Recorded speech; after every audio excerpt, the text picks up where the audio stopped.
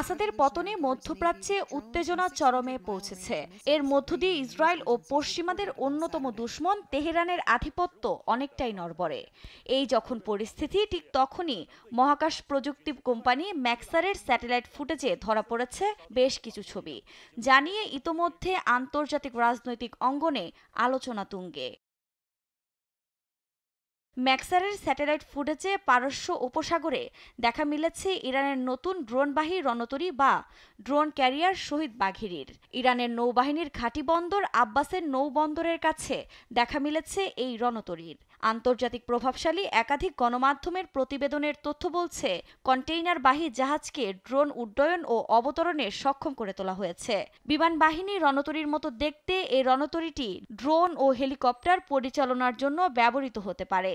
এমনকি ধারণা করা হচ্ছে, এই সামরিক ড্রোন ক্যারিয়ারটি গত নভেম্বরের শেষের দিকে বন্দর আব্বাসের নিকটবর্তী ইরান শিপইয়ার্ড অ্যান্ড অফশোর ইন্ডাস্ট্রিজের ডকইয়ার্ড থেকে বেরিয়ে প্রথম সি ট্রায়ালে অংশ নিয়েছে।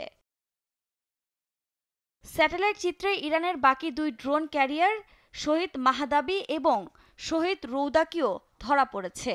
আগে বাণিজ্যিক জাহাজ থাকলেও একইভাবে সামরিক কাজে ব্যবহারযোগ্য করা হয়েছে একে।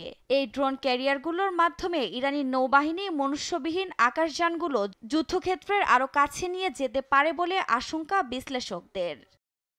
এ বিষয়ে ইরান বা পশ্চিমারা কোনো মন্তব্য না করলেও গণমাধ্যমের প্রতিবেদনের তথ্য বলছে, পশ্চিমা নিষেধাজ্ঞাকে বৃদ্ধাঙ্গুলি দেখিয়ে ইরান নিজস্ব সশস্ত্র ড্রোন বহর তৈরি অব্যাহত রেখেছে, যা অঞ্চলটির বিভিন্ন যুদ্ধক্ষেত্র এবং ইউরোপেও ছড়িয়ে পড়েছে। এমনকি ইউক্রেনের বিরুদ্ধে পুতিনের সেনারাও ব্যাপকভাবে তেহরানের শাহেদ ড্রোন ব্যবহার করছে। আফরিন মৌ, নিউজ ডেস্ক, দেশ টিভি।